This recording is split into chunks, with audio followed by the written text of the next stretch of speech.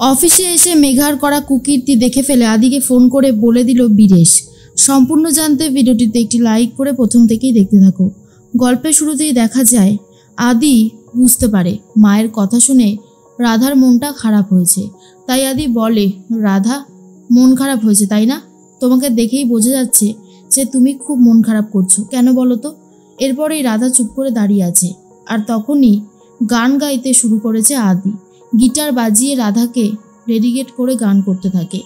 তাও রাধার মনটা একদমই ভালো নেই। রাধা চুপ করে শুনছে। এর মধ্যেই তখনই পুপুল বলে, এই রাধা, তুমি কিছু বলছো না কেন? চুপচাপ শুনছো? আমার পাপা তো খুব সুন্দর গান গাইছে তাই না? দূরে দাঁড়িয়ে রয়েছে আলো নিজেও। এর মধ্যেই মেঘা অফিসে চলে গেছে। সেখানে গিয়ে আদির কেবিনে ঢুকে আদির ল্যাপটপ ঘাঁটতে শুরু করে। অন্যদিকে দেখা যায় আদির গান তো শেষ হয়ে গেছে, তবুও একটুও হাসে না রাধা। যেটা দেখে আলো বলে, রাধা, তুই একটুও হাসবি না তাই না? তুই এটাই ঠিক করেছিস। তারা তোর মজা আমি এবার দেখাবো। আমি কিন্তু কাতুকুতু দেবো, ঠিক করে হাস এখনো বলছি। কিন্তু রাধা হাসতে চায় না। আলো যেই না ক্যাতুকুতু দিয়েছে আর ব্যাস তখনই হাসতে শুরু করে। আর এর মধ্যে আদি বলে, এই জন্যই তো আমি বলি যে রাধার মাথায় ছিট আছে, না হলে কেউ এইভাবে হাসতে পারে? সত্যি দেখেও কিন্তু বেশ হাসি লাগছে। এর মধ্যেই পুপুল বলে, আমি তো জানতাম যে রাধা ঠিক হাসবে, আমি জানি রাধা হাসবে। এই তো রাধা হেসেছে, আমার কিন্তু খুব ভালো লাগছে। এর মধ্যেই আদির অফিসের যে সিকিউরিটি বীরেশ, সে দেখে নেয় যে কাজ করছে কেউ একজন আদির ঘরে।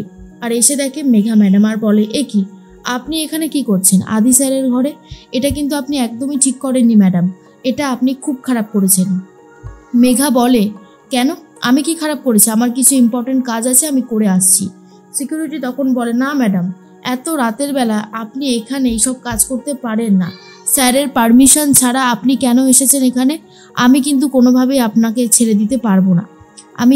আমি কিন্তু এটা সহ্য করব না। মেঘা তখন বলে, শোনো, অফিসের সামান্য একজন সিকিউরিটির মতো থাকবে। এত বেশি কথা বলতে তোমাকে কে বলেছে? আমি তো তোমাকে বলিনি যাও, বেরিয়ে যাও বলছি। এরপরেই তখনই বীরেশ বেরিয়ে যায়। মেঘা আবারও কাজ করতে শুরু করে আর মনে মনে ভাবে, সর্বনাশ, ও তো সত্যি বেরিয়ে গেল, কোথায় গেল কে জানে। আর এদিকে মেঘা তার কাজটা করছিল আর সব ফাইলগুলোকে ডিলিট করে দিয়েছে। এর মধ্যে বীরেশকে খুঁজতে শুরু করে। অন্যদিকে আদি, তারপরে রাধা, পুপুল সবাই মিলে অনেক ভালো সময় কাটাতে থাকে, যেটা দেখে আলোরও খুব ভালো লাগতে থাকে। এর মধ্যেই পুপুল বলে, স্টারের কাছে কিছু চাইলে পাওয়া যায়, আমরা চলো সবাই মিলে স্টারের কাছে কিছু প্রে করি। আর তারপরে প্রে করতে শুরু করে। রাধার একটাই চাহিদা, সংসার নিয়ে যেন সে ভালো থাকতে পারে। এর মধ্যেই হঠাৎ করে তখনই বীরেশ ফোন করেছে আদিকে আর বলে, স্যার আপনাকে একটা কথা জানানোর জন্য এই সময় ফোনটা করলাম স্যার। আপনার কেবিনে ঢুকে ম্যাডাম, যেই না ম্যাডাম কথাটা বলতে গেছে আর বলতে গেছিল যে কি করেছে, তখনই মেঘা এসে বন্দুক বার করে। আর যেটা দেখার পরেই সিকিউরিটি গার্ড বীরেশ ভয় পেয়ে গেছে আর বলে, স্যার। তখনই আদি বলে, কি বলছো স্যার বলছো কেন? বলো, কে ঢুকেছে আমার কেবিনে? কি হলো, বলতে পারছো না কেন? বলো। কিন্তু কোনোভাবেই আর বলতে পারে না। তারপরেই ফোনটা কেটে দেয়। এর মধ্যে আদি বলে, না, এতবার যখন ফোন করেছিল একবার যাই, গিয়ে দেখেই আসি কি ঘটেছে অফিসে। তখনই রাধা বলে, আমিও যাব। কিন্তু এরপর আদি বলে, তুমি পুপুলকে নিয়ে বাড়ি যাও, এত রাতে ফালতু তোমাকে আর অফিসে যেতে হবে না, আমি যাচ্ছি। তখনই রাধা বলে, না আমি যাই না। কিন্তু আদি জোর করে বাড়ি পাঠিয়ে দেয়। এর মধ্যেই মনের ভেতরে একটা ভয় জন্মে গেছে রাধার। আর বলেন, না, একটা বড় বিপদ আসতে চলেছে, আমার মনটা খুব খুব কুগাইছে। তখনই চলে এসেছে নন্দিনী আর নন্দিনীর হাজবেন্ড। দুজন মিলে বলে, কি হয়েছে রাধা, তুমি এত ছটপট করছো কেন? রাধা বলে, জামাই দাদা সর্বনাশ হতে চলেছে, আমাকে এক্ষুনি ওনার অফিসে যেতে হবে। হ্যাঁ, ওনার অফিসে যেতে হবে। আর তারপরে আলো বলে, কার অফিসে যাবি? আদির। কি হয়েছে, তুই আমাকে খুলে বলছিস না কেন? রাধা কি করে বলবে বুঝতে পারছি না। এরপর ওপরে চলে গিয়ে দেখে মেঘার ঘরেও বাইরে থেকে বন্ধ, ছিটকানি দেওয়া। বুঝতে পারে মেঘাও ঘরে নেই, কিছু একটা সর্বনাশ হয়েছে। সেই জন্য রাধা তাড়াহুড়ো করে অফিসে রওনা দেয়, দৌড়তে শুরু করে। আর তখন নন্দিনীর বর বলে, আরে আমিও যাব, একটু দাঁড়াও রাধা, আমার কথাটা শোনো। এরপরে আলো দৌড়তে শুরু করেছে আর বলে, কি করছে রাধা, কি করতে চাইছে, আমি তো কিছুই বুঝতে পারছি না। এর মধ্যেই রাধার একটা বড় অ্যাক্সিডেন্ট হতে যাচ্ছিল। একটা বড় গাড়ি এসে রাধাকে মেরে দিচ্ছিল। তখনই রাধাকে বাঁচিয়েছে আলো আর বলে, রাধা তোর কি মাথা পাগল হয়ে গেছে? কি করছিসটা কি তুই? আর একটু হলেই তো তুই শেষ হয়ে যাচ্ছিলিস। সত্যি তোর না কোনো কাণ্ডজ্ঞান নেই। এর মধ্যেই তখনই পুপুলের পিসমশাই বলে, এ আমি কি দেখলাম? দেখে মনে হলো রাধাকে কেউ যেন টেনে তুললো, কিন্তু কে টেনে তুললো? কেমন যেন একটু ভয় ভয় করছে। এর মধ্যেই চলে গেছে আদি অফিসে গিয়ে দেখে তার কেবিনের অবস্থা ভীষণই খারাপ। চারিদিকে সব কিছু ছড়ানো ছেটানো রয়েছে। কি অবস্থা চারিদিকে! এটা দেখার পরে ভয় পেয়ে গেছে আদি। এর বলে, কে এসেছিল আমার কেবিনে আর কেনই বা সেরকমটা করেছে? এরপর কারোর একটা ছায়া দেখতে পায়। সেই ছায়াকে ফলো করতে করতে আদি চলে গেছে ছাদে উপরে আর বলে, কে কে রয়েছো? হ্যাঁ, কে রয়েছো? একবার সামনে এসো, তারপর মজা দেখাচ্ছি। আর এদিকে রাধা তো দৌড়াচ্ছে। আর তখনই মেঘা আদিকে এমনভাবে জোরে ধাক্কা মারে যে আদি ওপর থেকে পুরো নিচে পড়ে যায়। যেহেতু নিচে অনেক পেটি লাইন দিয়ে ছিল আর অনেকটা গদি ছিল পেটির, সেই জন্য অতটাও চোট লাগেনি, কিন্তু অজ্ঞান হয়ে পড়ে গেছে। যেটা দেখার পরে রাধা চমকে যায় আর বলে, এটা কি হলো আপনার?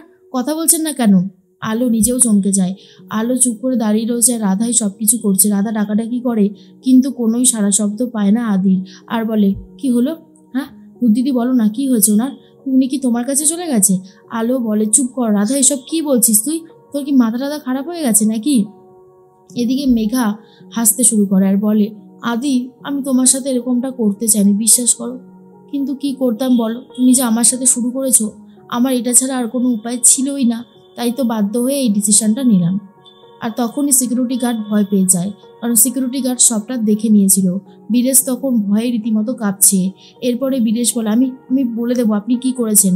মেঘা বলে, বলে দেবেন না? যান যান যান, গিয়ে বলে দিন। আর তারপর আপনারও ওই অবস্থাটাই হবে যেটা আদির হয়েছে। আপনি আমাকে চেনেন না, আমি কি করতে পারি আর কি না পারি সেটা সম্পর্কে আপনার কোনো আইডিয়াই নেই। আমাকে খেপালে কিন্তু তার ফল খুব একটা ভালো হবে না। হ্যাঁ, তাই বারবার করে সাবধান করে দিচ্ছি, এখনো সময় আছে। এর মধ্যেই সিকিউরিটি গার্ড বলে, আমার ভয় ভয় করছে ম্যাডাম, আমাকে ছেড়ে দিন, আমার বাচ্চা আছে, আমার বউ আছে, আমি চলে গেলে ওদেরকে দেখাশোনা কে করবে? মেঘা বলে, তাহলে তোর মুখ বন্ধ রাখতে হবে, বুঝেছিস তো? এরপর বীরেশ ভয়ে পালিয়ে যায়। আর মেঘা বলে, যাক বাবা, কাজ তাহলে একটা হয়েছে। অন্যদিকে রাধা বারবার করে আদিকে ডাকতে থাকে, কিন্তু আদির কোনো সাড়া শব্দ পাওয়া যায় না। যেহেতু এতটা ওপর থেকে নিচে পড়েছে, তাই পুরো ভয়ে সেন্সলেস হয়ে গেছে। এরপরেই আলো বলে, এক্ষুনি হসপিটালে নিয়ে যেতে হবে। আর কোনো উপায় নেই রাধা, রাধা হসপিটালে ফোন কর, হাতে সময় বড্ড কম। এরপরে রাধা বলে, এক্ষুনি করছি। এর মধ্যেই আদির অবস্থা আরো বেশি করে খারাপ হতে থাকে। অন্যদিকে পুপুলও বাড়িতে চিন্তা করতে থাকে আর বলে, পাপা এখনো কেন আসছে না? রাধাও তো অনেকক্ষণ গেছে, এতটা সময় কেন লাগছে? কিন্তু পুপুল এখনো জানে না তার বাবার ঠিক কি অবস্থা হয়েছে।